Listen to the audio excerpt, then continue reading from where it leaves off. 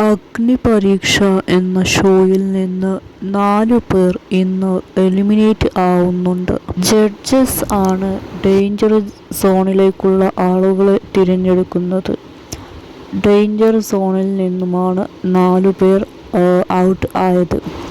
അവർക്ക് വ്യത്യസ്തമായ ടാസ്കുകൾ കൊടുത്തിരുന്നു. ടാസ്കിൽ മികച്ച പ്രകടനം കാഴ്ചവച്ചവർക്ക് പെൻഡന്റ് ലഭിച്ചു. ഇന്ന് സ്പീച്ച് ടാസ്ക് ഉണ്ടായിരുന്നു. വ്യത്യസ്തമായ ടോപ്പിക്കുകൾ ആണ് ഓരോരുത്തർക്കും നൽകിയത്. വളരെ നന്നായിട്ട് തന്നെയാണ് എല്ലാവരും സംസാരിച്ചത്. അവരുടെ ജീവിതാനുഭവങ്ങൾ കോർത്തിണക്കിയുള്ള സംസാരമായിരുന്നു ഉണ്ടായത്. ജഡ്ജസ് അവർ സംസാരിക്കുന്നത് നിരീക്ഷിക്കുന്നുണ്ടായിരുന്നു. ഇന്ന് എലിമിനേറ്റ് ആയവർ ആരാണെന്ന് അറിയണ്ടേ? യെസ്, ഇവരാണ്: അപർണ, നയന, അഭിറാം, റൈബാൻ. പ്രണവിനെ സേഫ് ആക്കുന്നുണ്ട്. അതുപോലെ അളകനന്ദയെയും സേഫ് ആക്കുന്നുണ്ട്. ഇനി 20 പേർ ആണ് ബാലൻസ് ആയിട്ട് ഉള്ളത്. അവരിൽ നിന്നും 5-6 പേർ മാത്രമാണ് ബിഗ് ബോസിലേക്ക് പോവുക. മറ്റുള്ളവരെല്ലാം തന്നെ എലിമിനേറ്റ് ആവും.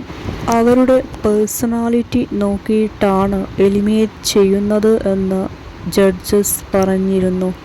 ടാസ്കിൻ്റെ അടിസ്ഥാനത്തിലല്ല, മറിച്ച് പേഴ്സണാലിറ്റി നോക്കിയിട്ടാണ് എലിമിനേറ്റ് ചെയ്യുന്നത്. കുറഞ്ഞ സമയത്തിനുള്ളിൽ ഏറ്റവും നന്നായി പെർഫോം ചെയ്യുന്നവർ ആരാണോ അവരെയാണ് സെലക്ട് ചെയ്യുക. അവരുടെ പേഴ്സണാലിറ്റി എന്താണെന്ന് ജഡ്ജസിന് മനസ്സിലാവണം.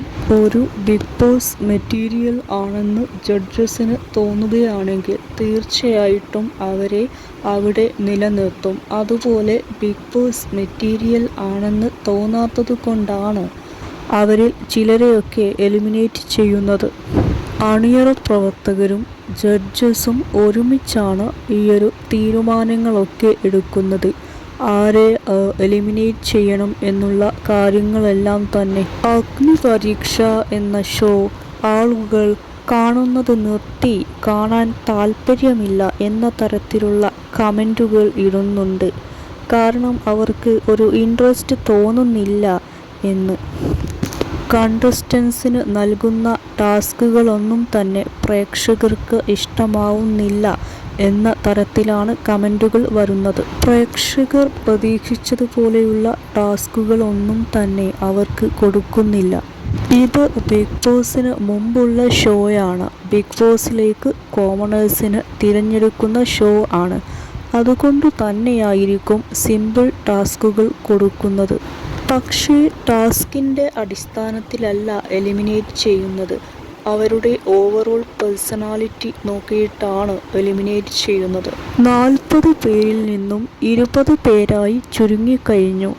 ഇനി 4-5 പേരായി വീണ്ടും ചുരുങ്ങും. പ്രേക്ഷകർക്ക് വോട്ടിംഗ് ചെയ്യാനുള്ള അവസരം ഉണ്ടാവുമെന്നാണ് അറിയുന്നത്.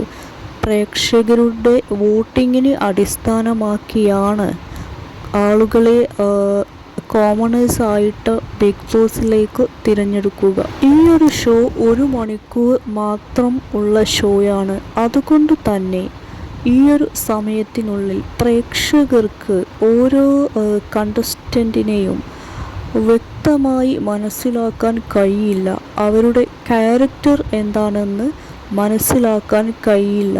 ഈ ഷോയുടെ അണിയറ പ്രവർത്തകർക്കും ജഡ്ജസിനും മാത്രമാണ് അവരുടെ പേഴ്സണാലിറ്റി എന്താണെന്ന് മനസ്സിലാക്കാൻ കഴിയുന്നത്. ഈ ഒരു ഷോ ഒരു സ്റ്റേജ് ഷോ ആണ്. അതുകൊണ്ട് തന്നെ ലൈവ് ആയിട്ട് ടെലികാസ്റ്റ് ചെയ്യാനും സാധിക്കില്ല. 4 പേർ ഇന്ന് എലിമിനേറ്റ് ആയി കഴിഞ്ഞു.